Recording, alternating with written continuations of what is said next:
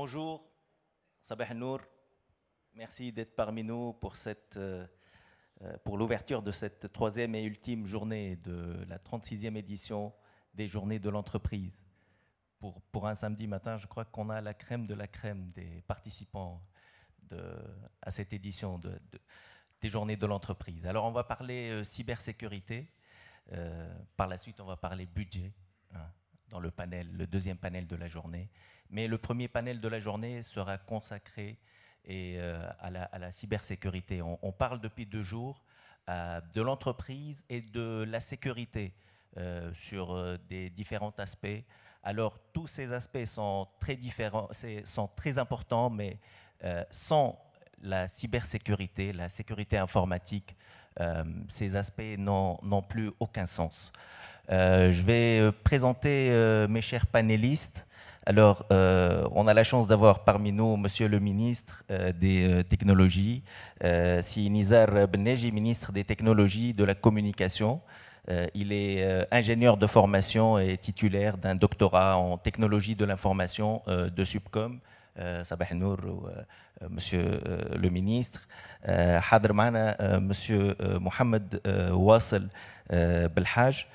Si Wassel Belhaj, donc il représente KPMG, il est expert en digital et IT à KPMG, senior director en charge du conseil technologique et digital chez KPMG.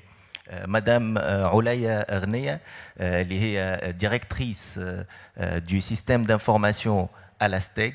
Elle est ingénieure de formation, ingénieure en informatique ou titulaire d'un MBA. Elle dispose de plus de 25 ans d'expérience dans le domaine. Si Youssef El-Khazri, باش ماركينا برشا بونتوات اليوم. Donc Si Youssef El-Khazri est responsable régional de la sécurité de l'information في groupe Draxelmaier. Il travaille dans le domaine de la sécurité informatique depuis 2010. ومعنا سي سامي دونك سي سامي سوداني واللي هو ديريكتور اكزيكوتيف دو ديفلوبمون دو برودوي اي سيرفيس في تونيزي تيليكوم. مرحبا بكم. باش نبدا مع مسيو لو مينيستر. يظهر لي ان préalable pour parler de cybersécurité, c'est de parler de la digitalisation. Alors ça serait bien pour commencer d'avoir un état des lieux, un état d'avancement de la stratégie de digitalisation du pays, Monsieur le Ministre.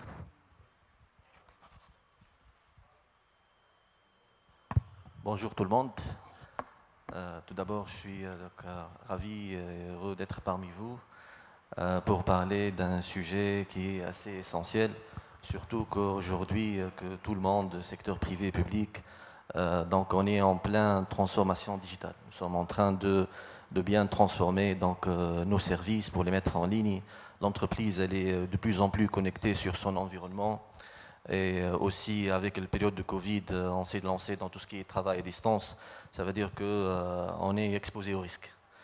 À l'échelle de l'entreprise, donc il faut faire l'essentiel pour bien être sécurisé, pour bien faire face à ce genre de menaces, ce genre de risques nouveaux. Et à l'échelle d'une nation, à l'échelle d'un pays, il faut avoir une stratégie donc bien ficelée, avec un plan d'action, avec un ensemble de projets pour bien peut-être maîtriser la sécurité du cyberespace. Et pour cela, nous, on a déjà une stratégie déjà validée, avec un plan d'action qui contient donc un ensemble de projets. Et nous sommes en train de réaliser donc ces projets. Disons, je commence par la partie gouvernance.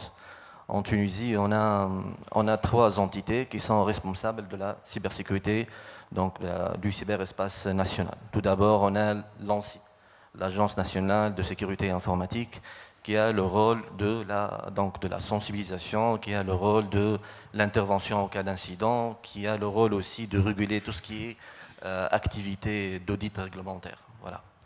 Donc on a dit que ça, ce n'est pas suffisant. Les attributions de l'ANSSI sont depuis 2004, les missions sont depuis 2004, et il y a beaucoup d'évolutions et beaucoup de choses nouvelles Donc il faut mettre à jour ces missions et il faut mettre à jour aussi le mode de fonctionnement de notre Agence nationale de sécurité informatique. C'est pour cela on est en train de préparer, de travailler sur un nouveau texte qui va donc donner à l'ANSSI les nouvelles attributions. Je donne un exemple. Jusqu'à aujourd'hui, on n'a aucun texte juridique qui parle du cloud. Donc on a dit que pour réguler tout ce qui est cloud national, on va mettre en place un programme de labellisation pour les fournisseurs de services cloud. Donc, suite à une étude de benchmark, donc on a dit qu'on va mettre deux types de cloud, G-Cloud et N-Cloud, Governmental Cloud et National Cloud, et c'est l'ANSSI qui va jouer ce rôle. Elle va attribuer donc les labels de labellisation cloud pour les fournisseurs de services. C'est une question pour organiser la manière avec laquelle on est en train d'héberger nos applications à l'échelle nationale et de maîtriser aussi donc, de tout ce qui est données et applications pour avoir tout donc, hébergé ici dans les règles de l'art suivant les recommandations et les normes internationales. Aussi, dans le nouveau texte de l'ANSSI, on a mis en place la labellisation des solutions logicielles et matérielles. On s'est inspiré du modèle français. Donc, il va y avoir Alamat Mu'amman, logiciel sécurisé. Elle n'est pas obligatoire, mais les sociétés qui importent des solutions logicielles matérielles donc de l'extérieur ou bien qui produisent, elles peuvent labelliser leurs produits avant la commercialisation. Ça veut dire que c'est une garantie, c'est une assurance pour les usagers de la technologie. Donc, ils vont avoir des logiciels et des solutions logicielles matérielles donc labellisées. Donc, on a révisé les missions de l'ANSSI, améliorer la partie qui concerne la régulation de l'audit, réguler tout ce qui est cloud national et introduire la notion de labellisation pour les hébergeurs, fournisseurs de services cloud. Pour bien organiser la partie hébergement, pour les solutions logicielles et matérielles aussi, pour avoir une certaine garantie de sécurité, on a introduit la notion de labellisation et le texte il est en cours pour bien réguler cette partie. Bon, il y a pas mal d'autres points, et bon, on va peut-être les évoquer le jour où le texte donc, va être approuvé. On a une deuxième agence dans la partie gouvernance aussi, l'Agence nationale de certification électronique. Elle a tout ce qui concerne les services de confiance. Certification électronique, signature électronique. Donc le rôle de l'Agence nationale c'est d'intégrer les services de confiance dans les applications et les services donc e-gov à l'échelle nationale. Ça, c'est la deuxième agence. Et on a aussi la 2T, elle fournit le support technique pour les juges en cas des cyberattaques, cybercrimes. C'est pour faire l'investigation légale. Donc sur le plan gouvernance, on a en Tunisie 3 agences qui sont sous la tutelle du ministère des technologies de l'information et de la communication qui régulent tout ce qui est cybersécurité donc à l'échelle nationale. Maintenant sur le plan opérationnel, il y a un ensemble de mesures qu'il faut mettre en place et qu'il faut renforcer. Il y a la partie threat hunting, anticipation. Les mesures d'anticipation, c'est pour exploiter tout ce qui concerne l'intelligence artificielle et les données pour garder une longueur d'avance sur les problèmes, chasser la menace avant qu'elle arrive au niveau du système. Ça, c'est la partie anticipation. Puis on a la partie prévention. Dans la partie prévention, essentiellement, on a l'audit de sécurité, informatique. Donc, on est en train de réviser le cadre pour inciter les entreprises publiques et privées à se faire auditer et bien sûr, qui dit audit, il y a des recommandations qu'il faut appliquer. Puis, troisième type de mesures qu'il faut améliorer, c'est les mesures de détection. Donc, il faut mettre en place les sondes là où il faut les mettre pour détecter les incidents au bon moment pour intervenir à temps. Après la détection, viennent les mesures d'urgence. C'est pourquoi on a un CERT national et des CERT sectoriels, Computer Emergency Response Team. Donc, nous sommes en train de renforcer le CERT national et de mettre en place des CERT sectoriels pour détecter et intervenir à temps en cas des incidents. Et les mesures d'urgence, c'est pour maintenir les systèmes en vie jusqu'à on arrive à la remédiation. Donc les mesures de remédiation, il leur faut donc des solutions de sauvegarde. Donc il faut au préalable mettre en place des solutions de sauvegarde nécessaires pour pouvoir remédier aux problèmes en cas d'incident. Et ceci rentre dans le cadre de le Business Continuity Plan et de Disaster Recovery Plan, donc la continuité d'activité et la reprise d'activité suite à des incidents. Et à la fin, bien sûr, on doit renforcer la partie investigation parce qu'il faut comprendre ce qui s'est passé, il faut revenir et améliorer donc, les mesures de sécurité, comme ça, ainsi on peut améliorer tout ce qui est donc maîtriser la sécurité du cyberespace. Juste un dernier point, la partie coopération, elle est essentielle. La partie coopération, elle est essentielle. Donc, pour pouvoir adhérer à la Convention de Budapest, il nous faut un cadre juridique pour la cybercriminalité. On a bien travaillé sur ce texte, il est sorti, et actuellement, nous sommes en train d'avancer dans la procédure pour adhérer à la Convention de Budapest. Ça, c'est important parce que la plupart des cyberattaques, c'est des attaques qui dépassent, qui passent les frontières. Ça veut dire qu'il faut adhérer à des conventions internationales, il faut coopérer avec les autres pour pouvoir faire face à ce genre disons, de phénomène de cybercrime qui passe les frontières. Donc essentiellement, si je résume, on a un cadre juridique qu'il faut mettre à jour, un cadre institutionnel qu'il faut renforcer et un cadre technique qu'il faut mettre en place avec un ensemble de services et un ensemble de projets. Ça, c'est le rôle du gouvernement. Le rôle de l'État, c'est de renforcer ces trois, legal framework, institutional framework et le technical framework. Il faut renforcer ces trois cadres. Voilà. Revenir vers vous, Monsieur le Ministre, par la suite, pour nous expliquer un peu le pourquoi. Comment traduire ces textes et ces procédures en mesures pratiques, surtout au bénéfice de l'entreprise. Alors, en préparant ce panel avec mes chers panélistes, on a convenu de commencer par un effort de vulgarisation. Si Youssef Khazri s'est porté volontaire pour nous définir la cybersécurité, parce que j'ai remarqué qu'il n'y a pas une seule définition, et en fait, ce n'est pas une définition figée, parce qu'elle évolue avec le temps, elle évolue avec les attaques. Si Youssef Khazri. Ça va marcher. Voilà, donc on commence par la cybersécurité, mais il n'y a pas que la cybersécurité, il y a la sécurité des informations, en anglais c'est Information Security, et on a aussi la Data Protection. Donc ce sont des termes qu'on entend tous les jours, mais c'est quoi la différence? Et pourquoi on parle de la cybersécurité et de la sécurité d'information? C'est simple, on a un environnement, une société, on doit sécuriser tout l'environnement où l'information circule. En général, c'est la sécurité d'information. Plus précisément, les informations qui sont stockées ou qui circulent à travers des supports numériques, on parle de la cybersécurité. Donc c'est ça la différence. La data protection, c'est un terme qui est lié à la protection des données personnelles ou à caractère personnel. Donc, c'est aussi fait partie des normes, mais surtout la mise à jour de la norme ISO 27001. Donc, et pour moi, avec mon expérience avec le TISAX, c'est un standard aussi spécialisé pour l'industrie des automobiles. Donc, on a un grand chapitre qui est spécialisé pour la data protection. C'est simple, il faut tenir que ça. Donc, information security, l'information en général, cyber security, support numérique, data protection à caractère spécial, tout simplement. Il y a des interactions si c'est mis. Si Walid. Donc, en alignement avec mon collègue si Khazri,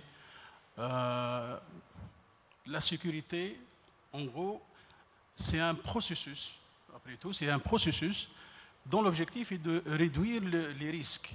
Et les risques, c'est quoi le risque? Le risque est un facteur de la vulnérabilité et les menaces.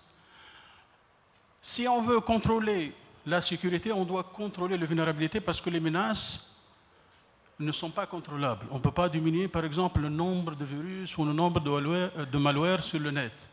Donc on ne peut contrôler que les vulnérabilités.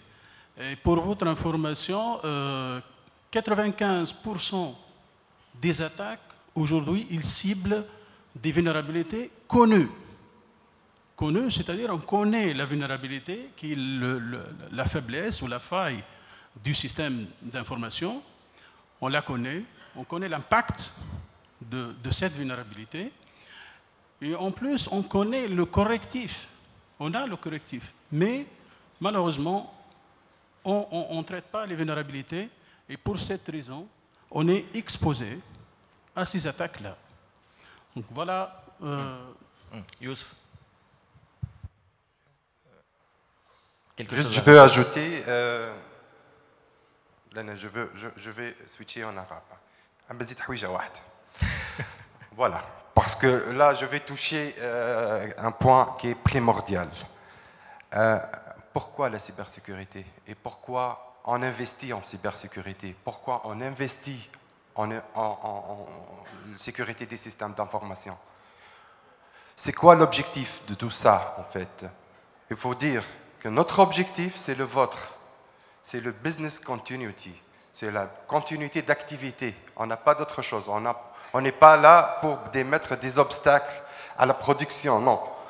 On est là pour assurer la continuité de la production. C'est la seule remarque que j'ai voulu faire. Juste une interaction de la part de Monsieur le ministre, puis je vais donner la parole à Wassel. Rapide. Ça marche. Voilà, juste peut-être une définition de la cybersécurité que j'utilise toujours. Donc, dans la sécurité, on a des objets qu'il faut protéger. Tout d'abord, dans l'informatique classique, on avait avant l'information, puis on a l'application, les systèmes et le réseau. On a 4 objets dans l'informatique classique. On a 4 objets. Donc, il faut protéger l'information, les données et l'information, qui sont traités par des logiciels. Donc, il faut protéger le logiciel, l'application et les systèmes, qui sont hébergés sur des systèmes, des machines et des systèmes. Donc, on parle de tout ce qui est system security, il faut protéger les systèmes. Et les systèmes sont en interaction à travers le réseau, donc il y a le network security, donc il faut protéger le réseau. Ça, c'est l'informatique classique. Mais aujourd'hui, on parle de voitures connectées, industrie connectée, entreprises connectées. On rajoute à ça les biens et l'être humain. Donc les biens, il faut les protéger aussi, sont devenus des objets. Avec une faille informatique, je peux déclencher un accident à distance. Avec une faille informatique, je peux déclencher un incendie à distance. Et aussi, si je dis incendie, accident, c'est les biens et l'être humain. Donc dans la sécurité, il y a des objets qu'il faut sécuriser. Contre quoi? Contre des menaces. Et il y a 2 types. Il y a des menaces intentionnelles, c'est les attaques par virus et les malwares et tout ça. Il y a des menaces accidentelles. Ça, c'est peut-être tout type de menaces naturelles, tout. Pour assurer un ensemble d'objectifs, la quantité de services, la confidentialité, l'intégrité des systèmes et tout ça. Donc ça, c'est la meilleure définition de la sécurité. On a des objets qu'il faut protéger. Contre quoi? Pour assurer quoi au juste. Voilà, merci. On est d'accord sur le point sur la définition. On est bien d'accord. D'accord, donc on va rentrer dans le vif du sujet. Alors, on compte parmi nous M. Wassel Belhaj, qui a travaillé sur l'élaboration de plusieurs stratégies nationales dans la zone MENA.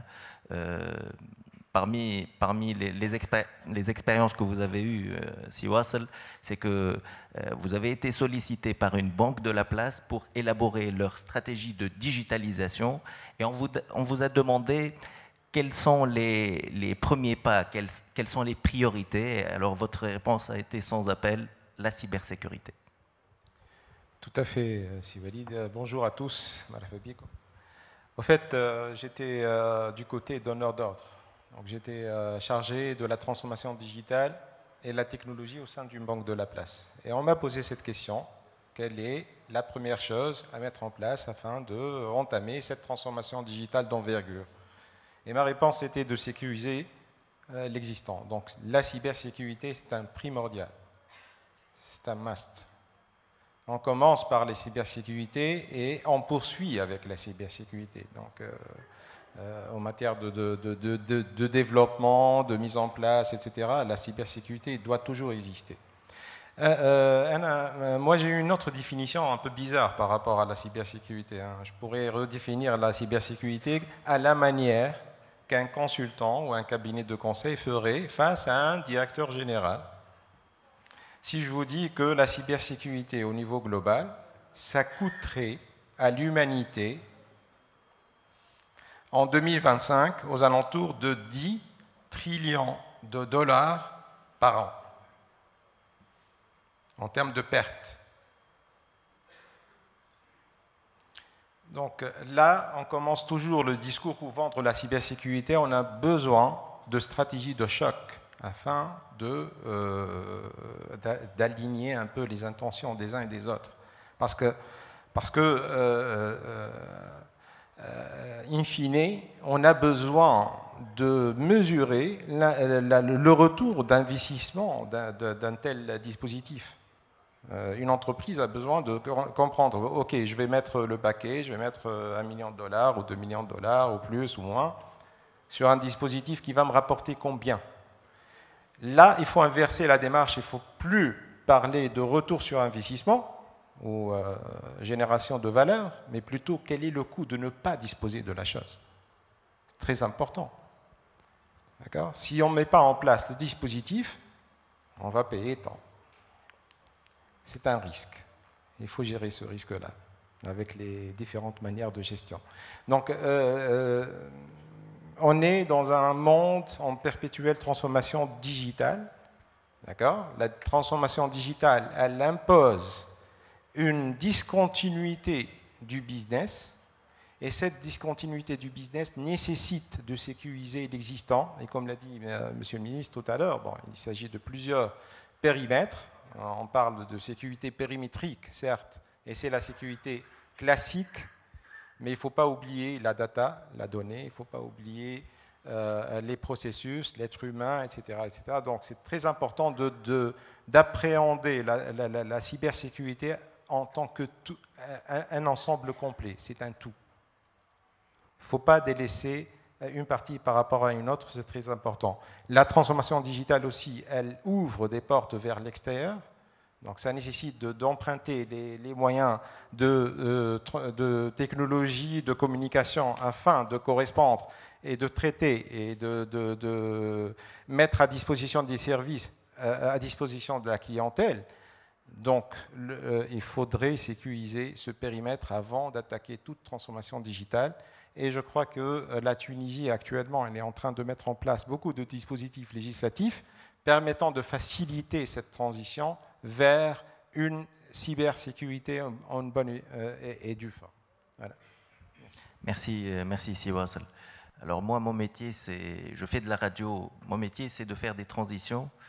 Et pour présenter Madame Oulay Ernea, تشوفوا في الصالة ضاوية ما شاء الله بكم أولاً وضاوية زادة خاطر معنا Madame Oulay Ernea اللي هي DSSI de la STEG.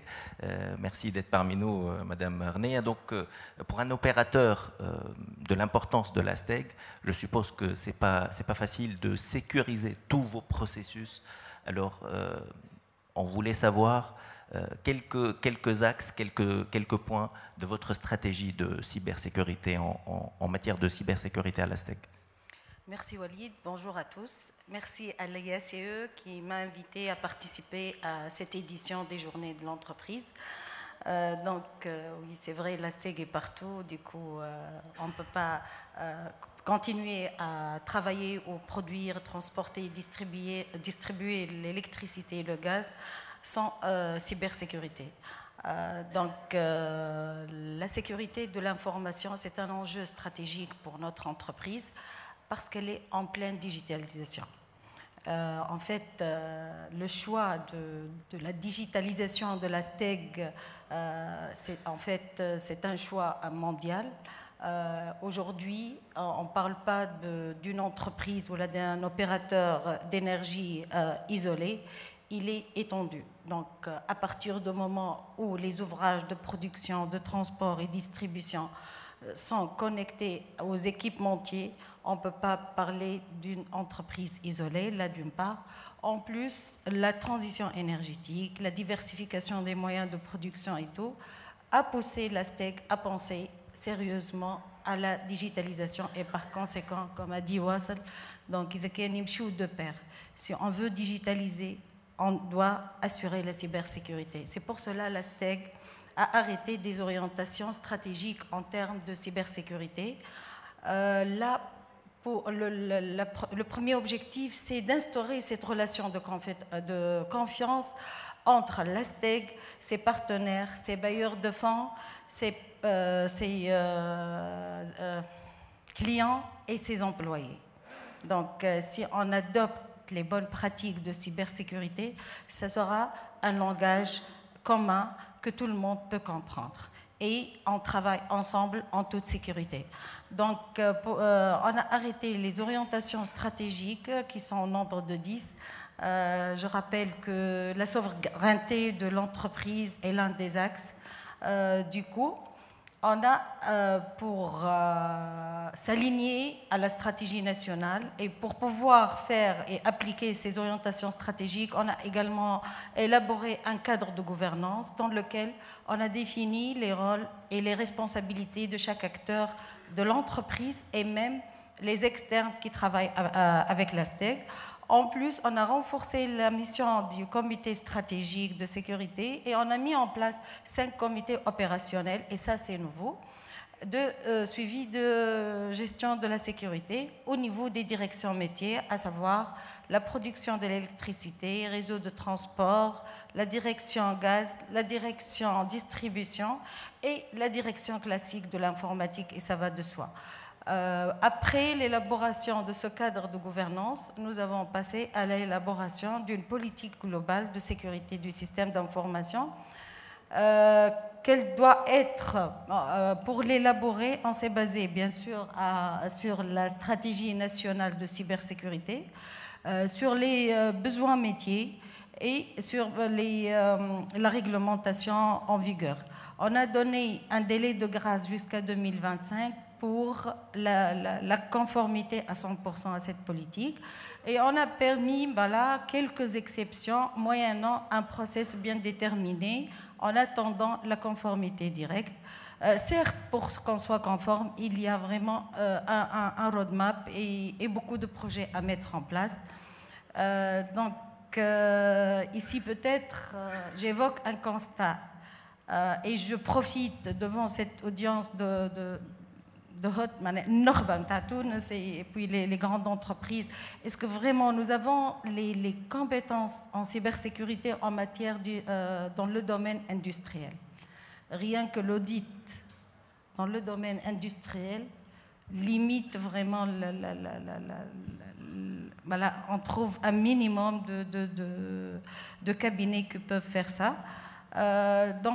Ici, j'ajoute quelque chose que le rapport de la sécurité énergétique 2030, publié par les TES en janvier 2022, pour une première, quand on parle de sécurité énergétique, on évoque le risque cyber, le cyberattaque. Et il y a une recommandation de mettre en place une solution, quelque chose comme ça, de suivi, parce qu'elle n'a pas été mise d'une manière technique. Mais ce qu'on comprend, c'est que, je crois, c'est un cercle de l'énergie. Je vois peut-être, j'anticipe pour recommander, il faut travailler. Parce que, comme nous le disons, la souveraineté, c'est de maîtriser ces informations. Aujourd'hui, on a une mine d'informations. Et l'information, c'est le pétrole actuel. Donc vraiment, si on ne met pas un cadre de gouvernance pour maîtriser ces informations-là, comment peut-on être souverain si on ne maîtrise pas nos informations? Bon, si Chawki Gaddes, il protège les informations personnelles, mais les informations industrielles, les objets connectés qui vont générer des volumes énormes d'informations. Donc, le travail doit être... on doit travailler tous en collaboration entre tous les acteurs internes et externes. Nous travaillons dans un monde... je vous assure, la distance physique, ça n'a aucun sens aujourd'hui, parce qu'à l'instant T, ce qui se passe aux États-Unis, en Allemagne, en France ou n'importe quoi peut impacter la Tunisie. Si j'ai bien compris, Madame Arnay, c'est que la STEG trouve des difficultés pour trouver des fournisseurs en matière de services en cybersécurité. C'est le message? Entre autres. Même les compétences. Voilà, le dernier concours, on n'avait aucune réponse. On n'a pas d'experts. On n'a pas trouvé d'experts en cybersécurité. On n'a pas trouvé d'experts en cybersécurité pour les recruter. En travaillant avec les fournisseurs de services en cybersécurité, eux-mêmes, ils souffrent du turnover. D'ailleurs, le chiffre, il est alarmant. Les ingénieurs qui quittent le pays, en plus, les compétences en cybersécurité, même les médiocres, hein, il n'y a pas de médiocres entre parenthèses, même les profils juniors. Juniors, voilà. Alors aujourd'hui, pour trouver des profils seniors, vraiment, il faut creuser. Oui. Surtout en matière de cybersécurité. Oui. Alors, je vais passer la parole à Youssef. Par la suite, je vais revenir à Monsieur le ministre. Bien évidemment, on va parler du rôle de l'opérateur dans cette stratégie de sécurité. Youssef. Juste une petite remarque. J'enseigne depuis 2 ans à l'ENISO, l'école des ingénieurs. Depuis 2 ans, j'enseigne à l'ENISO, l'école des ingénieurs de Sousse. D'accord. Et j'ai touché des bons profils, vraiment, qui sont capables de monter et d'implémenter des SOC. Ils sont vraiment... Le problème, juste les compétences, mais les compétences, pied. C'est ça le problème. في المغرب ولاو ياخذوا من عندنا. À part l'Europe. Hein. Donc, il faut voir ça. Pourquoi et comment on doit faire. C'est une stratégie bien برشا, mais juste à part بغيرتي على les jeunes tunisiens, ما نقولوش ماهمش موجودين madame, mais مشاو.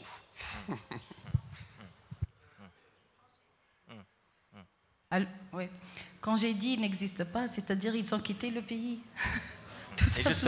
Et justement, je me retourne vers Monsieur le ministre parce qu'on parle souvent de cette pénurie qu'on a en matière de compétences, surtout en cybersécurité. Alors, la question est, à quand créer cet écosystème, ou bien du moins faire les premiers pas pour créer cet écosystème, pour garder nos compétences et travailler sur la création de valeur, travailler sur la création de richesse ici en interne, en local. Alors, tout d'abord, comme solution immédiate, il faut former plus. Il faut former plus. Voilà, ça c'est comme une solution immédiate. Sinon, nous, comme ministère, en collaborant avec le ministère de l'Enseignement supérieur, on a mis en place des cursus co-construits pour peut-être former, créer des spécialistes dans la cybersécurité. Dans nos programmes de recyclage avec le ministère de l'Emploi et de la formation professionnelle, on a un thème sur la sécurité aussi. Ça veut dire on peut peut-être former, peut-être reformer les jeunes vers peut-être les métiers de la cybersécurité aussi. Actuellement, nous sommes en train de travailler sur la mise en place d'un référentiel pour les compétences et les métiers de la cybersécurité. Un référentiel qui sera utilisé par l'université. Comme ça, l'université, elle sait quoi former pour le marché. Et aussi un référentiel qui va servir pour l'entreprise pour bien définir le métier aussi. Parce que le métier n'est pas bien défini au sein de l'entreprise. Voilà. Et aussi, ça va servir pour le jeune comme une solution d'aiguillage. Lui, il va savoir quels sont les métiers vers lesquels il peut évoluer. Donc, juste après l'université, quels sont les métiers de la cybersécurité? À mi-carrière, dans une étape avancée, quels sont les métiers de la cybersécurité vers lesquels il peut évoluer. Ça, c'est la partie peut-être compétences. C'est vrai, oui, je confirme, il y a un problème de retention des compétences, pas uniquement dans la cybersécurité, dans l'IT d'une manière générale. Les entreprises privées, ils ont trouvé quelques astuces. Tout à l'heure, on a parlé, donc ils ont trouvé par exemple les formations par l'alternance, donc ils préfèrent recruter des techniciens, leur payer une formation d'ingénieur, comme ça ils retiennent les compétences pendant 4 ans, 5 ans. Ils ont trouvé des petites 10 astuces pour pouvoir retenir pendant 4-5 ans les spécialistes. Mais ce n'est pas suffisant. L'État, il n'a pas cette flexibilité, donc on doit peut-être réfléchir davantage. On peut former plus, mais il faut réfléchir à d'autres solutions pour retenir les compétences. Et actuellement, il y a un déséquilibre entre public et privé dans la qualité des compétences, et même le secteur privé aussi, il souffre. Voilà. Juste, je veux revenir sur un point qu'a évoqué peut-être Mme Aoulaya lorsqu'elle a parlé de la cybersécurité et tout ce qui est avec la STEG. Peut-être moi, je dis actuellement, si on peut voir d'une manière plus large, les réseaux sont superposés. Actuellement, les réseaux sont superposés. Réseau électrique, réseau télécom, réseau de transport, réseau énergétique, réseau de distribution de l'eau. Les réseaux sont superposés. Ça veut dire une faille informatique, elle peut engendrer un problème cross-domaine. Ça veut dire qu'il peut passer d'un domaine à un autre. Tout à l'heure, j'ai parlé des problèmes qui dépassent les frontières. Mais actuellement aussi, on peut avoir, avec une faille informatique, je peux perturber le trafic d'une ville. Avec une faille informatique, je peux perturber le réseau de distribution d'électricité de la STEG. Ça veut dire qu'on a des problèmes qui dépassent les domaines. Et on a aussi un autre phénomène qu'on est en train de voir de plus en plus. On a aussi la vie personnelle, professionnelle et sociale sont aussi liées. Ça veut dire qu'il y a aussi les problèmes qui dépassent peut-être les vies, voilà, qui sont peut-être dépassent la vie personnelle, professionnelle, sociale, puisque sont chevauchés. Ça veut dire actuellement tout est interrelié, on doit faire attention à ça. On a des problèmes qui dépassent les frontières, des problèmes qui passent d'un domaine à un autre. Avant, ces domaines n'étaient pas connectés. Surtout lorsqu'on parle de l'industrie 4.0. Avec l'industrie 4.0, on a créé une nouvelle dépendance technologique. Ça veut dire l'entreprise industrielle, actuellement, elle devient dépendante technologiquement d'une entreprise informatique parce qu'elle héberge sa solution informatique chez l'entreprise informatique. Il faut faire attention à ça. Avant, cette dépendance n'existait pas. Lorsqu'on parle de l'industrie 4.0, le cycle de vie de la solution informatique n'est pas le même comme le cycle de vie de la solution industrielle. Lorsqu'on met en place des machines dans une usine, c'est pour les utiliser sur des années. Mais la solution informatique, au bout de 2-3 ans, elle devient obsolète. Il faut faire attention à ce point. Ça veut dire que lorsqu'on va connecter, moderniser l'industrie, ça veut dire qu'il faut mettre à jour les solutions. Il faut mettre à jour une politique de sécurité pour tenir compte de tous ces aspects. Lorsqu'on parle de réseau de connectivité, les usines sont souvent dans des zones peut-être qui ne sont pas bien servies avec les réseaux de télécommunications. Ça veut dire qu'à travers les opérateurs, on doit travailler davantage sur cet aspect. Parce qu'une fois l'usine elle est déconnectée, le métier va s'arrêter, le business va s'arrêter. À part les risques d'informatique classique, aussi on peut parler aujourd'hui d'espionnage industriel. Une fois l'industrie elle est connectée, il y a un risque de voler l'astuce, de voler la recette. Voilà, donc il y a des risques à laquelle il faut faire attention, à part le problème des compétences. Merci. Donc, on va parler 5G. En fait, la 5G qui va changer, chambarder pas mal de secteurs. Ça va changer aussi nos vies. Et alors, la 5G aussi risque de donner un boost aussi en matière de cyberattaque et risque aussi d'élargir la surface de menaces pour les entreprises. Alors si Semi Soudani بشيجاوبنا على الموضوع هذا. Merci Si Walid. Avant de passer à la 5G, je vais juste ajouter une remarque très importante concernant les opérateurs télécoms. Aujourd'hui, les opérateurs télécoms, ils ont la responsabilité de sécuriser leur infrastructure face à cette vague de transformation digitale des différentes entreprises, que ce soit au niveau des entreprises gouvernementaux ou bien les entreprises privées, PME, PMI. Il y a cette responsabilité de sécuriser l'infrastructure face aux menaces. Et ça permet de réduire le risque sur le business des différentes entreprises connectées sur ces infrastructures-là. Donc, les opérateurs vont sécuriser également. Je pense qu'il y a une part de responsabilité également pour les PMI et PME qui doivent aussi sécuriser leur système et réseau. Et c'est dans ce cadre que les opérateurs ils peuvent aider ou supporter ces entreprises à sécuriser ces systèmes et ces réseaux. À l'arrivée de la 5G, effectivement, la 5G, il y a des nouveaux use cases, des nouveaux services qui vont apparaître dans le domaine de la réalité virtuelle, le gaming. Il y a également l'IoT qui va, je pense, qui va se développer davantage avec l'arrivée de la 5G. Et donc, il y a le spectre de vulnérabilité de menace, il va s'agrandir. Donc, on aura davantage de risques avec l'arrivée de la 5G. Et là, la responsabilité de l'opérateur est de trouver et mettre les mécanismes qu'il faut pour sécuriser les infrastructures 5G face à l'augmentation des objets connectés, hein, face à ce spectre élargi des nouvelles menaces et de nouvelles vulnérabilités qui peuvent apparaître à l'arrivée de la 5G.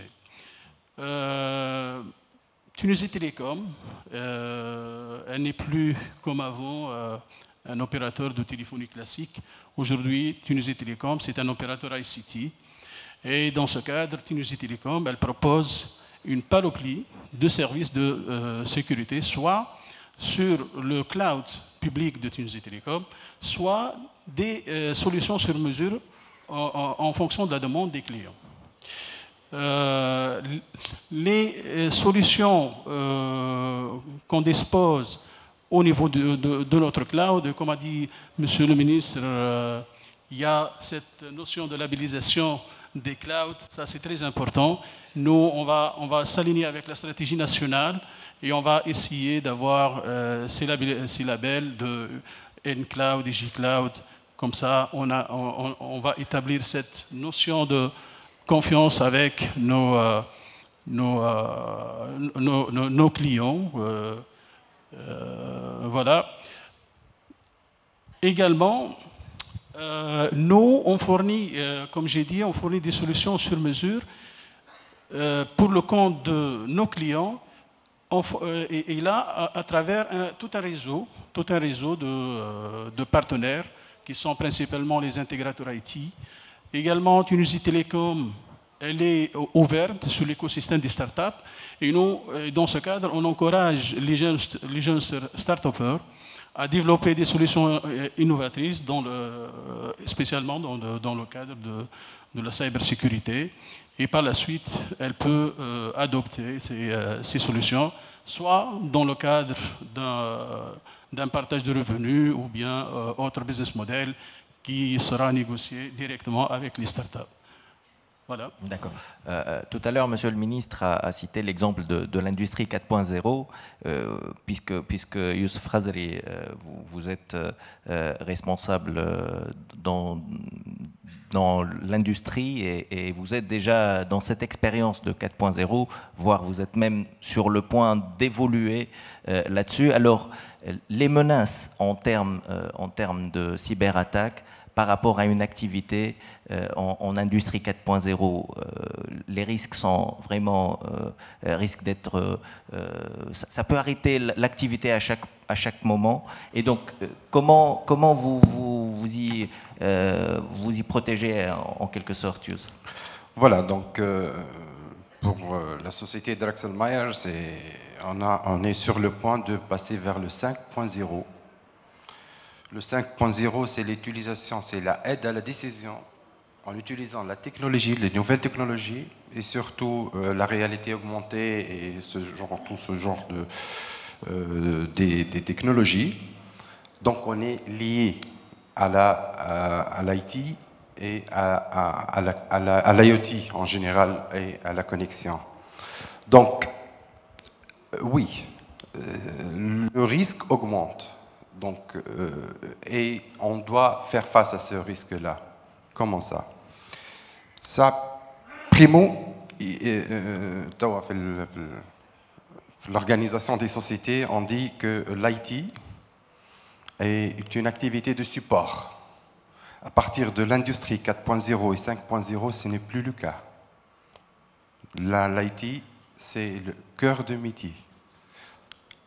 En parallèle, avec, bien sûr, l'activité principale de la société. Donc, sans informatique, on ne peut plus produire et on ne peut plus fournir nos services.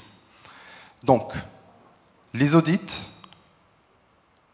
les mesures techniques, les différentes normes, que ce soit la norme 27001 pour notre cas, le standard TISAX, il y en a des normes spécifiques pour l'industrie, comme le 26043 et tant des eaux qui sont spécialisés à la cybersécurité, en fait. Mais ce n'est pas suffisant.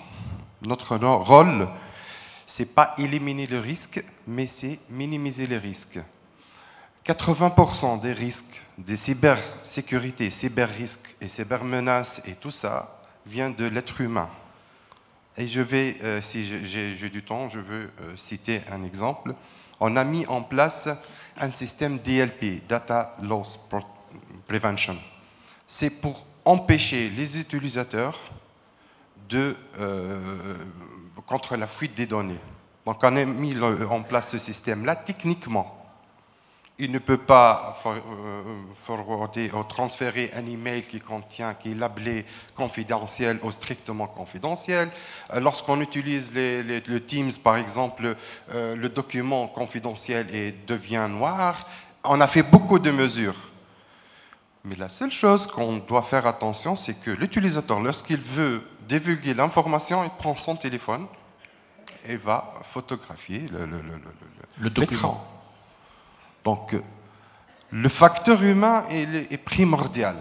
Donc, parce il y a au niveau du top management, ils disent que bon, j'ai investi, et je pense que nous sommes tous OK que c'est un peu coûteux, les investissements au niveau de la cybersécurité en général et c'est un premier sécurité, mais le bénéfice qu'on va gagner de ces investissements plus grands. Mais malgré ça, sans une équipe de sensibilisation pour les employés bien formés, on n'a rien fait.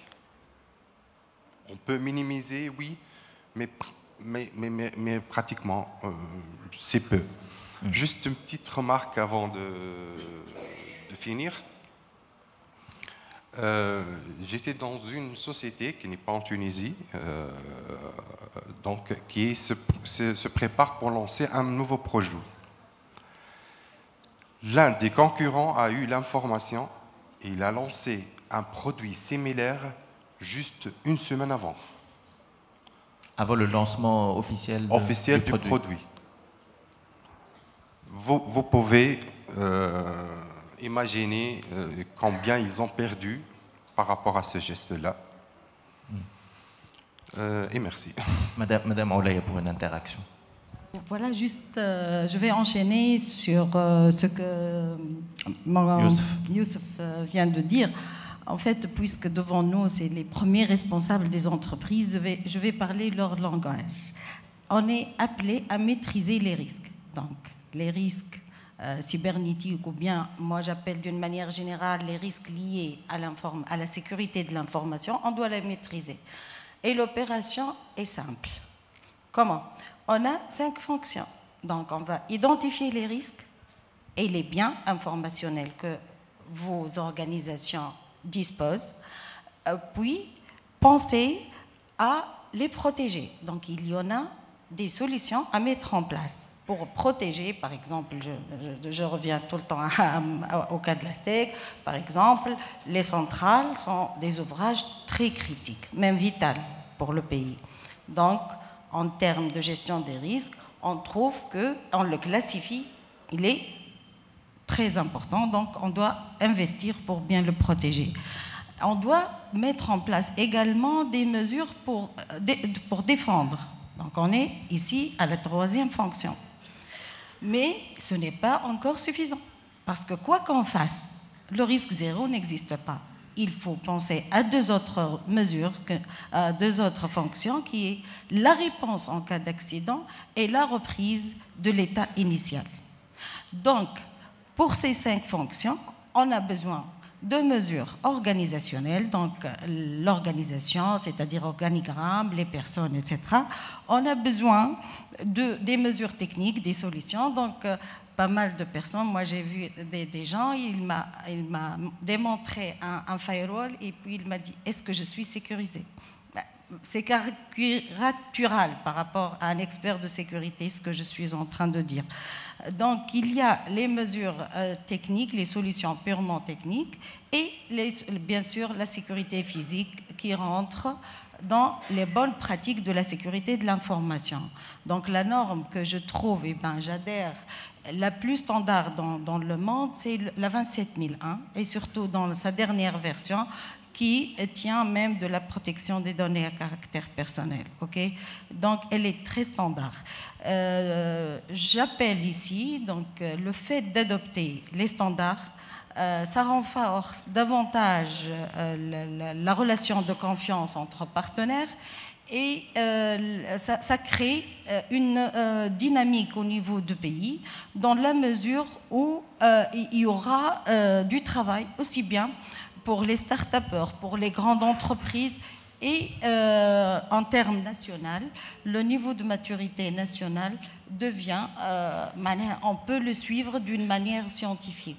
On arrête un niveau et puis on décide stratégiquement à quel niveau nous souhaiterons y aller. Eh bien, certainement, il faut des instances de haut niveau de suivi, Monsieur le ministre. Je rappelle la salle que vous pouvez répondre à une question sur l'application. On peut voir le visuel de l'application. Donc voilà, c'est cette application avec ce code. Vous pouvez répondre à la question quels sont les obstacles à l'investissement en cybersécurité. Vous pouvez répondre avec ce code. Bien évidemment, par la suite, on va vous donner la possibilité de poser des questions à nos chers panélistes. Alors, je devine un peu, pour des chefs d'entreprise qui sont présents avec nous, si Wassel, la question qui se pose, c'est que par rapport à des mastodontes comme la Steg ou TT, ou des groupes comme Drexmeyer, pour la PME, la réalité est tout autre.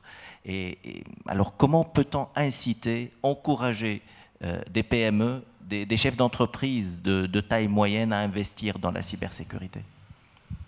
C'est une très bonne question. En fait, il y a une corrélation étroite entre ce que nous avons évoqué tout à l'heure par rapport à la pénurie des ressources expertes en matière de cybersécurité et ce qui se passe en termes de déploiement de dispositifs de cybersécurité au niveau des PME-PMI. D'accord ? En fait, je souhaiterais aborder ça à travers une couche philosophique, si vous me permettez. Donc, on est tous en train de parler de gestion de risque. Hein. Cybersécurité, c'est une gestion de risque. Eh bien, il y a des risques qui impactent cette gestion de risque. Le premier risque, on l'a évoqué, c'est la pénurie des ressources, c'est clair. Et là, je souhaiterais apporter une bonne et une mauvaise nouvelle. Je ne sais pas par laquelle on commence, mais là, je commencerai par la bonne. La bonne nouvelle, c'est que, encore une fois, les technologies d'information et de communication, elles ont apporté une réponse à cette pénurie à travers ce que nous appelons l'intelligence artificielle. Donc, on a essayé, en tant que technologiste,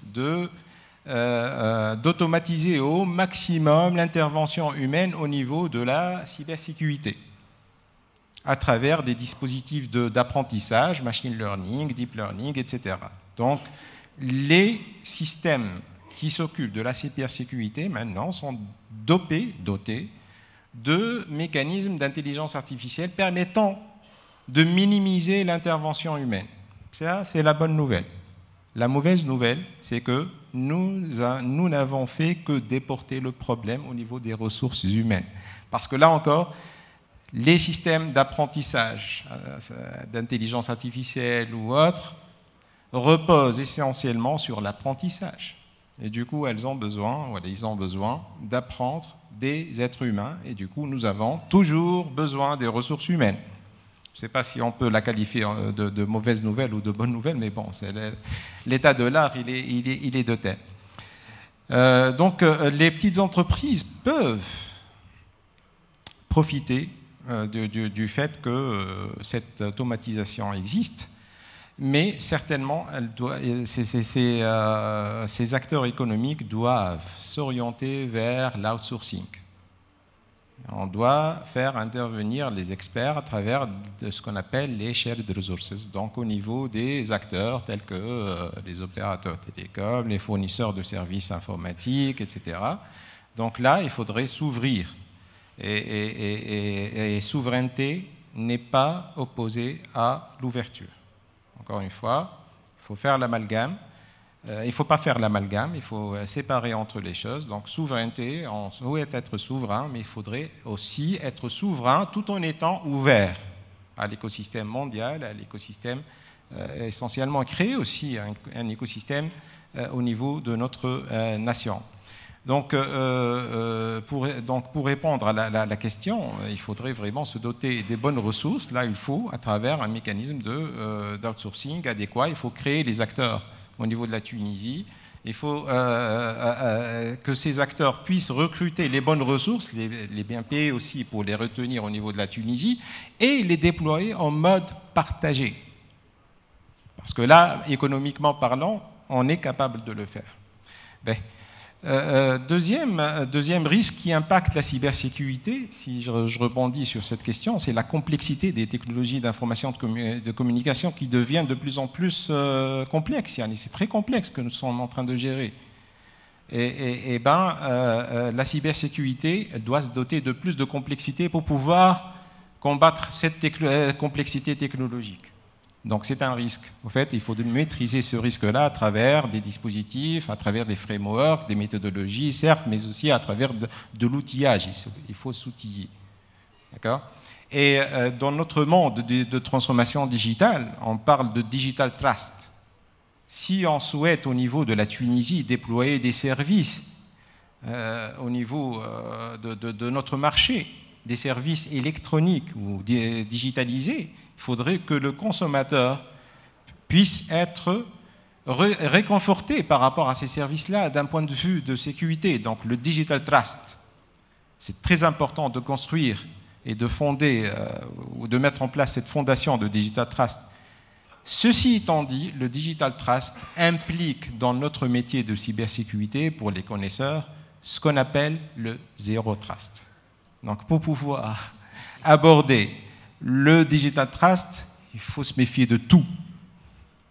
D'accord ? Et mettre en œuvre, et ce n'est pas une bonne valeur humaine, hein, se méfier de tout. Je parle d'un langage, d'un jargon machine.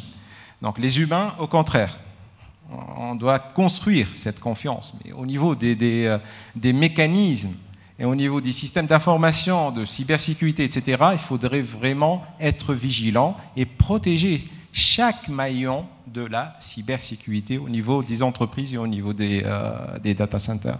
Voilà. Alors, en parallèle, on voit les réponses de nos chers participants et on voit visiblement c'est le coût, le budget qui apparaissent le plus. Après, il y a beaucoup d'autres réponses qu'on pourra par la suite évoquer. Juste, Monsieur le ministre, est-ce que le pays dispose d'une stratégie pour inciter justement les PME à investir dans la cybersécurité? J'aimerais bien éclaircir peut-être ici l'investissement, il réside où et le coût, il est où exactement. Tout d'abord, il y a le coût de la mise en place des solutions de sécurité. Ça, c'est un coût à assurer. Puis, les solutions de sécurité deviennent obsolètes, inefficaces dans le temps, donc il y a le coût de la mise à niveau. Coût de mise en place et coût de la mise à niveau. Et aussi, il y a le coût de l'audit. Il faut faire des opérations d'audit interne et externe d'une manière annuelle pour évaluer le niveau de sécurité organisationnelle, technique, voilà. Puis, il y a la partie formation. Il faut former peut-être le personnel par rapport à la cybersécurité, former l'utilisateur, les agents, les sensibiliser par rapport aux risques possibles, et il faut former les techniciens pour bien maîtriser la sécurité du périmètre de l'entreprise. Ici, je parle à l'échelle d'entreprise. Et à la fin, on peut rajouter, pour certains domaines, il y a des conformités par rapport aux normes.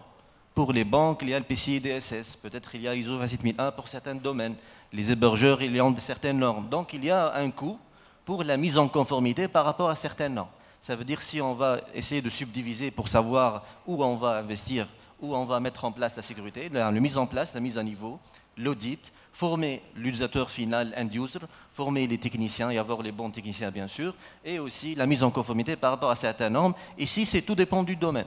Voici le coût pour les entreprises, qu'est-ce qu'ils doivent faire, que ce soit entreprises publiques ou privées, c'est ce qu'ils doivent faire. Peut-être ici, j'ai peut-être une autre remarque qui m'est venue en écoutant peut-être les intervenants. Peut-être ici on parle de la cybersécurité, de la transformation digitale, mais on peut voir que la digitalisation actuellement, elle est uniquement au sein de l'entreprise. Dès qu'on sort du périmètre de l'entreprise, on commence à échanger du papier. Voilà. On commence à échanger du papier avec l'administration, entre les entreprises, des correspondances papier. Ça veut dire en dehors du périmètre de l'entreprise, on parle du papier. Ça veut dire ici, il faut réfléchir davantage à digitaliser l'échange entre l'entreprise privée et l'administration, entre les entreprises eux-mêmes, entre l'entreprise et les clients. Ça, c'est la partie qui n'est pas assez digitalisée. Voilà, n'est pas assez digitalisée. Même lorsqu'on remarque la manière avec laquelle on est en train de servir peut-être les citoyens en ligne, on n'est pas fidèle à la sécurité offerte au niveau du guichet. Lorsque le client il se présente au niveau du guichet d'une banque ou une autre, il se présente physiquement, il y a l'authentification face à face, il présente sa carte d'identité, il doit signer pour garder la preuve, il sort avec un reçu, là où il y a le tampon, la date, la signature de l'agent, il a tout.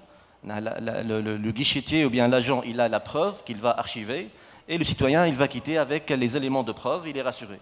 Mais lorsqu'on donne un service en ligne, actuellement, ce qu'on constate, uniquement login, mot de passe, au mieux, il y a un mot de passe OTP juste pour confirmer. Il n'y a aucune preuve. L'SMS n'est pas considéré comme une preuve aujourd'hui. Les emails aussi ne sont pas considérés comme des preuves. Ça veut dire que depuis le début, on parle des attaques, des incidents, comment intervenir. Mais il y a un autre aspect de la cybersécurité qui est ignoré. Comment on transforme les preuves? Lorsqu'on va échanger d'une manière électronique, il faut transformer les preuves. Il faut rester fidèle à la sécurité qui est offerte lorsque le client il se présente au niveau du guichet. Lorsqu'on offre un service en ligne, on doit transformer les preuves. Qu'est-ce que nous sommes en train de faire actuellement avec le projet Mobile ID? C'est une occasion aussi de l'évoquer. Avec le projet de Mobile ID, c'est une identification numérique. Je suis sûr de l'usager ou bien du consommateur de services en ligne. Il va pouvoir s'engager de manière électronique. Moi, comme fournisseur de services, je vais conserver la preuve. Et lui, il a une preuve. Comme ça, on transforme d'une manière fidèle les services qui sont offerts à l'entreprise ou bien aux citoyens. Toujours, lorsqu'on parle de la cybersécurité, on pense aux virus, malware, attaques, incidents, mais dans la sécurité, la partie la plus difficile, c'est ça. Comment on transforme d'une manière sécurisée les services et comment les offrir d'une manière simple et sécurisée aux citoyens. Voilà. Et si on va transformer les preuves, on va avoir le digital trust, on va avoir la confiance. Si j'ai la preuve entre mes mains, je suis peut-être confiant. Voilà, merci. Je vous pose la question, Monsieur le Ministre, juste avant de rebondir avec Madame René. Et là, c'est le citoyen qui parle. De mémoire, je crois, les journées de 2016 ou 2017, le thème était la digitalisation. Je crois que c'est le cas. Je crois que c'est le cas. Donc ça fait 5 ans où la digitalisation, la transformation digitale du pays était d'actualité. Alors, aujourd'hui, انت تو كنت تحكي على لو تامبون وقتاش ما عادش يلزمني نطلع مضمون بالحق وقتاش ما عادش يلزمني نمشي لحتى إدارة باش تعطيني ورقة نهزها لإدارة أخرى. Ce que je souhaite de votre part, Monsieur le Ministre, c'est un engagement pour nous dire une date, telle date. On n'aura plus à faire la queue pour avoir des documents à remettre à d'autres administrations. Là, c'est le citoyen qui parle. J'abuse de l'espace qui m'est confié. La vérité, c'est très difficile de donner une date parce qu'il y a beaucoup de procédures, des milliers de procédures, et la digitalisation se fait procédure par procédure, document par document. Voilà. Peut-être je peux ici présenter la logique avec laquelle on va arriver à ce but. Donc la stratégie mise en place pour arriver à ce but. Actuellement, nous sommes en train de multiplier les canaux à travers lesquels on est en train de servir le citoyen. On a rajouté portail citoyen, on va avoir un portail pour l'entreprise, portail pour l'entrepreneur, portail pour l'étudiant. Donc on va avoir des portails. On va essayer de concentrer les procédures au niveau des portails. Voilà. Donc la première chose à faire, c'est multiplier les canaux. Avoir des portails, à part le guichet classique, il va coexister, il va continuer à exister. On doit multiplier les canaux à travers lesquels on doit servir le citoyen. Maintenant, derrière ces canaux, il faut concentrer les gateways. Il ne faut pas avoir plusieurs logins, mots de passe, plusieurs manières d'authentification. Non, il faut faire comme dans les autres pays. en France, il y a France Connect. Il y a toujours le bouton France Connect dans les applications e-gov. Dans quelques jours, dans quelques peut-être un mois, on va avoir le bouton e-Hawiya dans le portail e-gov. On va s'authentifier d'une manière unique. Ça veut dire qu'on va avoir un seul gateway d'authentification. Même chose pour la notification avec l'ATI. Donc on va avoir un seul gateway, une seule passerelle pour la notification. Donc on a créé le courrier national pour citoyens pour essayer de notifier les citoyens à travers ce courrier. On va mettre en place gateway pour le paiement électronique. Donc on va essayer de concentrer les gateways. Derrière ces gateways, qu'est-ce qu'on a? On a des registres. On a le registre d'état civil, le registre national, on a des registres sectoriels. Donc il faut compléter et mettre à niveau et améliorer la qualité de l'information au niveau de ces registres. Et au-dessus de ces registres, on a un ensemble de services qu'on peut améliorer par la suite. Les services G2G entre les administrations. Comme ça, l'information, elle va circuler d'une administration à une autre sans la demander aux citoyens.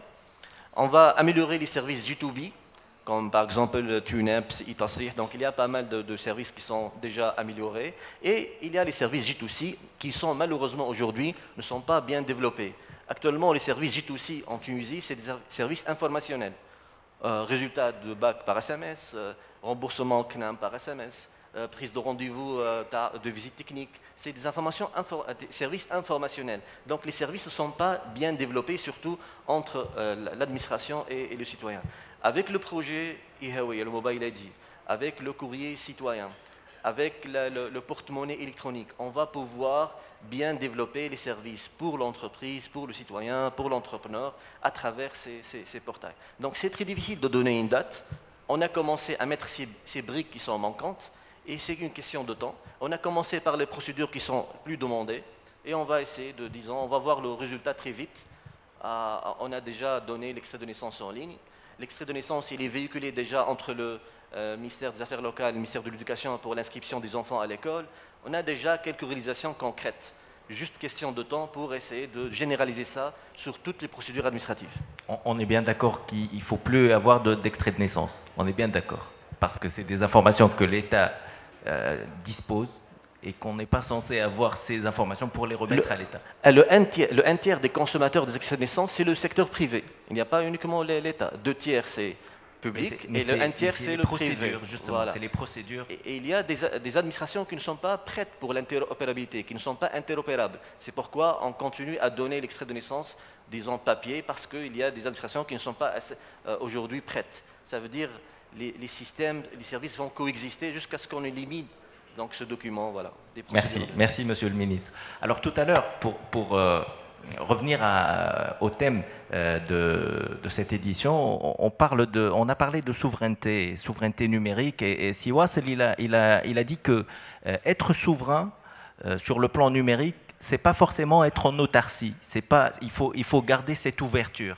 Alors, on entend parler beaucoup de ces temps-là sur les données, où les stocker, comment les stocker. Est-ce que vous estimez, Aulaya, que la souveraineté numérique, c'est de tout avoir en local? On ne peut pas, tout simplement. La souveraineté, voilà, oui, la dame... Hier, il y avait une enseignante, un prof universitaire qui a posé « il faut arrêter des définitions communes ». La souveraineté, d'une manière générale, c'est quoi? D'accord? Et pour parler de la souveraineté numérique, exiger que tout se passe en local, et désolé de le dire, est-ce qu'on est capable de tout produire? Qu'est-ce que nous avons en interne pour pouvoir dire qu'on peut s'isoler? C'est ça la question. C'est ça la question. Désolée d'être très direct. Donc, je reviens à ce que j'ai dit au début. Il faut maîtriser ce que tu as.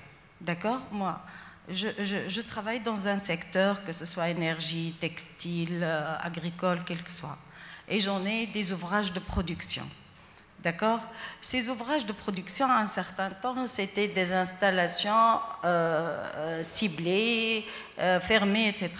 Mais aujourd'hui, les grands ont compris qu'ils doivent eux-mêmes être ouverts, donc ils utilisent actuellement les ICS, ils sont ouverts.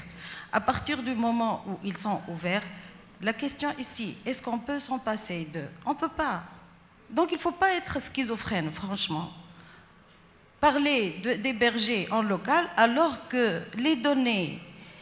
Désolée, je vois des réactions, peut-être que je suis peut-être que je suis placée, je ne suis pas bien placée pour pouvoir être aussi directe que ça, mais ça je le dis en tant que citoyenne tunisienne, c'est pas en tant que directrice à la STEC, ok?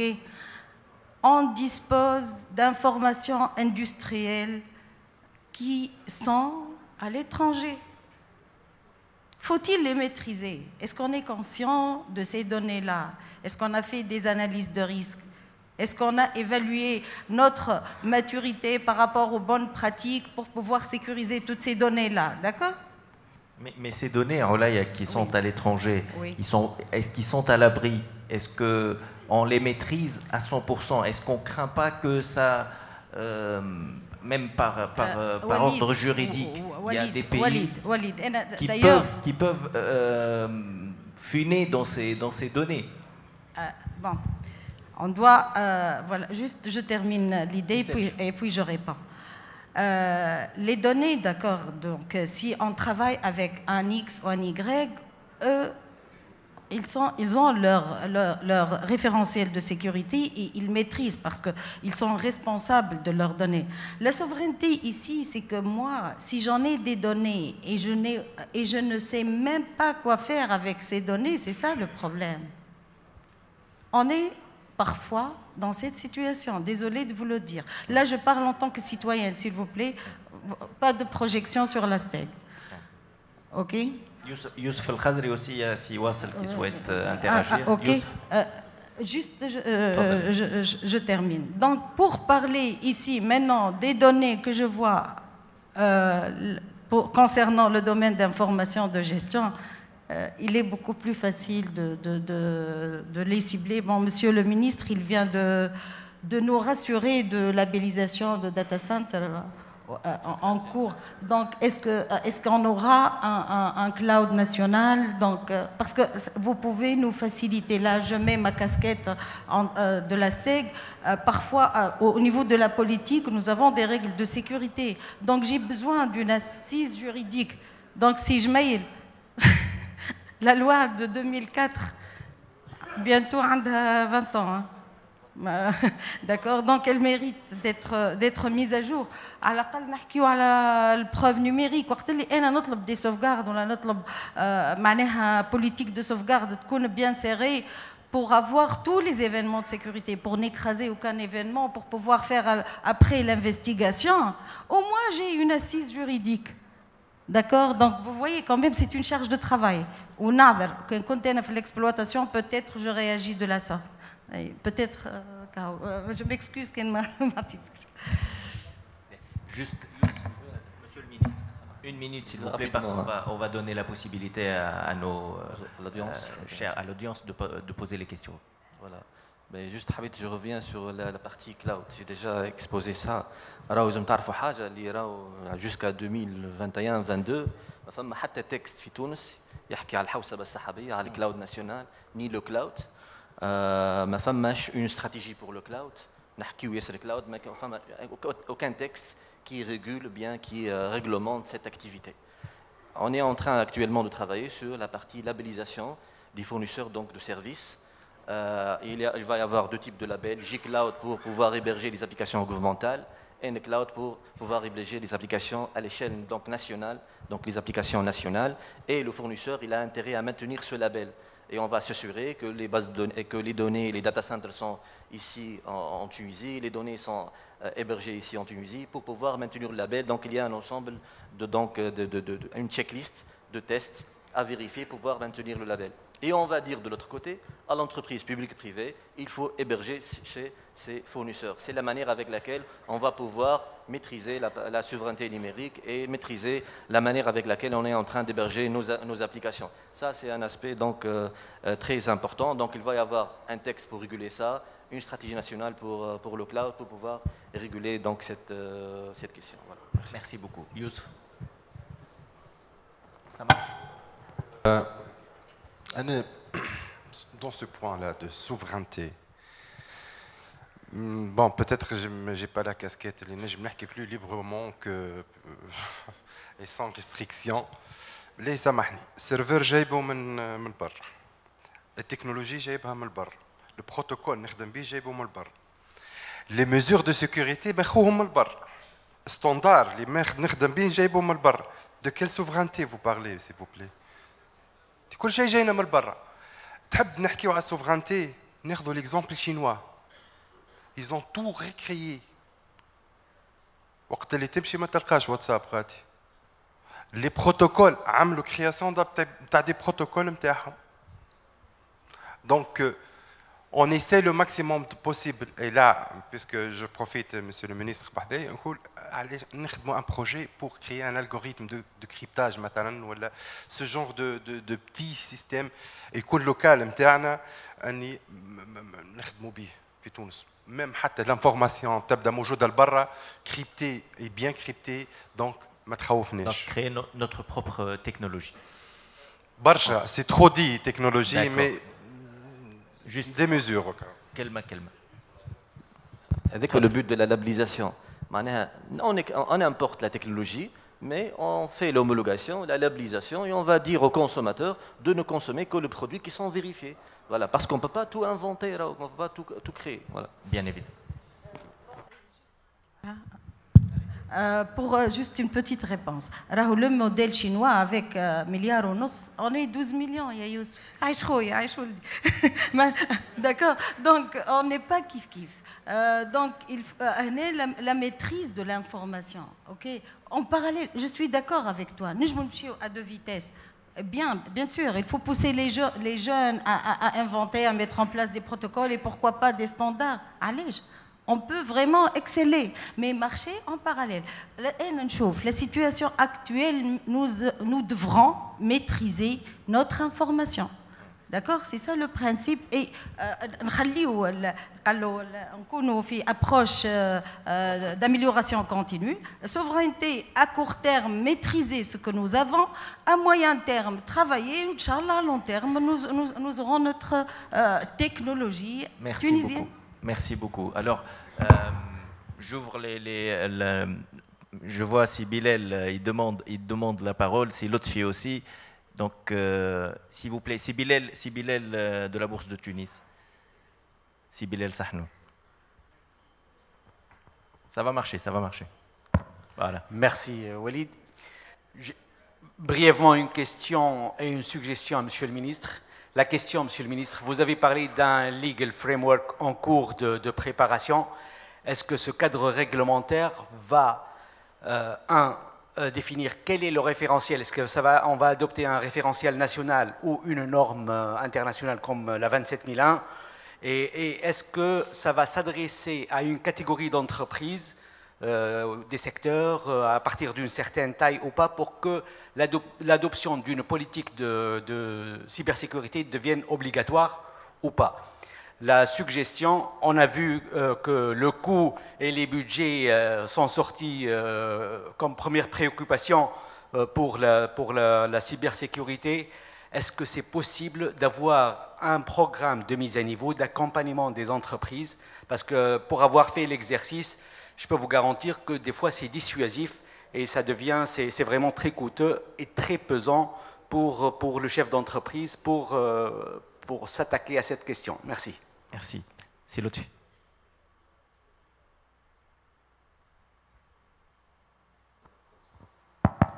Merci Walid. Tout d'abord, j'aimerais faire un petit commentaire. J'aurais aimé voir un petit VTR au départ qui illustre un peu la situation, donner un peu les statistiques des cyberattaques auxquelles on a été confronté ou qu'est-ce qui se passe, du moins, dans le monde actuel. C'est-à-dire, pour, disons, faire un petit awareness en faveur de la communauté présente, du moins donner la gravité. Et tout à l'heure, on parlait de retour sur investissement, mais aussi les risques auxquels on est confronté si on ne prépare pas le terrain dès maintenant.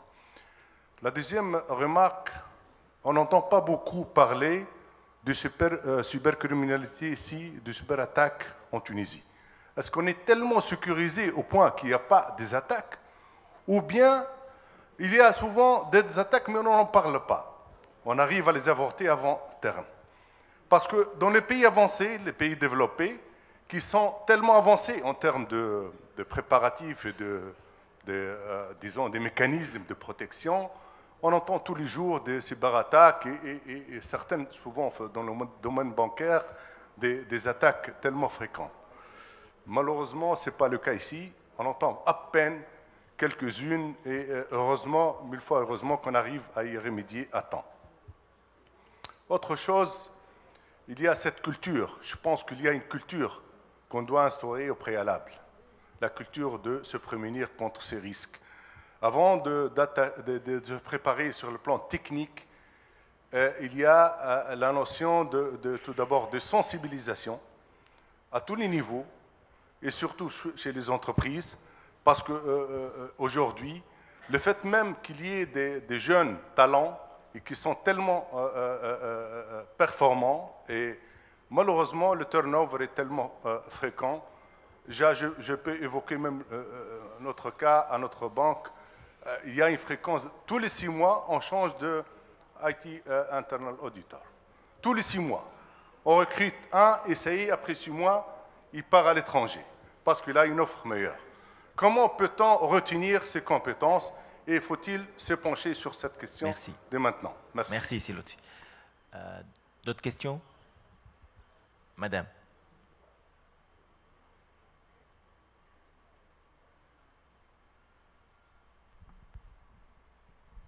Vous vous présentez, s'il vous plaît? Bonjour, Selma Zoueri, universitaire.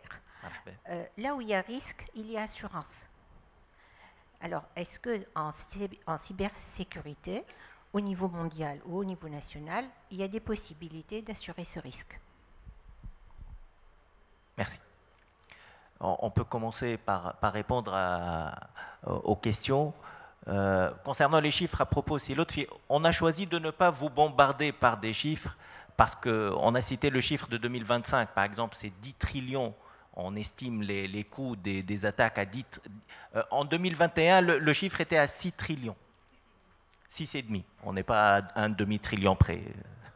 Je ne sais pas en Tunisie si on dispose de chiffres concernant les attaques, les cyberattaques, monsieur le ministre. On dispose des chiffres, ils sont publiés annuellement sur le site de l'ANSSI, l'Agence nationale de sécurité informatique. C'est son rôle de collecter les informations, tout ce qui concerne l'état de la cybersécurité à l'échelle nationale. Donc les chiffres sont disponibles donc, chez l'ANSSI, l'Agence nationale de sécurité informatique. Peut-être je peux commencer par la 4e question. Je crois que les sociétés d'assurance en Tunisie, déjà, ils assurent les cyberattaques, les cybercrimes, les entreprises qui sont victimes. C'est déjà, donc la réponse est oui. Peut-être je reviens à la partie labellisation pour les fournisseurs de services cloud. Bien sûr, on va se baser sur les normes internationales. On ne va pas avoir des normes nationales. C'est des normes comme l'ISO 27001 et autres. Donc on va se baser sur ces normes pour les livrer, bien pour donner les labels, à part d'autres conditions qui doivent être donc respectées. Les data centers ici à l'échelle nationale. Donc on va bien avoir donc un texte d'application qui va être fait avec l'Agence nationale de sécurité informatique. Et la deuxième question, c'est accompagner les entreprises privées dans la sécurité de leur système d'information et autres. Donc la vérité, l'État ne peut pas accompagner tout le monde. Mais le mécanisme qui a été mis en place, c'est accréditer les boîtes d'audit et les boîtes de sécurité. Ça veut dire que la liste qui est publiée au niveau du site de l'Agence nationale de sécurité informatique, c'est les boîtes qui sont confirmées. C'est surtout l'aspect coût. Voilà. La question de M. Bilel sur un programme de mise à niveau, est-ce que l'État est prêt à financer, même en partie, ou trouver des lignes de crédit, ou trouver des... Peut-être ici, en 2023, on a prévu un programme, c'est pour aider les entreprises publiques Peut-être on va l'étendre pour les entreprises privées, mais en 2023, on s'est inspiré du programme type du ministère de l'Industrie. Type, c'est transition énergétique des entreprises publiques. Ça veut dire aider les entreprises publiques à mettre en place de l'énergie renouvelable, à mettre en place des panneaux photovoltaïques et autres. Donc on va lancer en 2023 un programme pareil pour aider les entreprises publiques pour se faire auditer, et on peut peut-être élargir ce programme pour les entreprises privées aussi. Donc on va essayer de voir en 2023 comment on peut faire bénéficier tout le monde de ce programme. Okay. Merci. Avant de clôturer, je ne sais pas si l'un des panélistes souhaite présenter des recommandations ou peut répondre aussi à des questions qui ont été posées. Je ne sais pas si c'est le cas. D'accord, donc j'ai remarqué, bon, pour les hommes d'affaires, hein, d'accord, les chefs d'entreprise, voilà, qu'il n'y a pas une chambre syndicale spécialisée dans la cybersécurité. Il y a l'Infotica, mais ce n'est pas spécialisé en cybersécurité. J'ai dit spécialisé dans la cybersécurité. Ouais. Donc le travail, il est pardon. Donc ça, concernant l'UTICA. Est-il possible, Monsieur le Ministre, donc à l'instar du projet mise à niveau de la qualité, de penser à un projet de mise à niveau de la sécurité, en collaboration avec le ministère de l'Industrie? Est-il possible de travailler sur ça? Oui. Ok, merci. Merci. Youssef? Donc, je veux commencer par une petite remarque, hein, vite fait.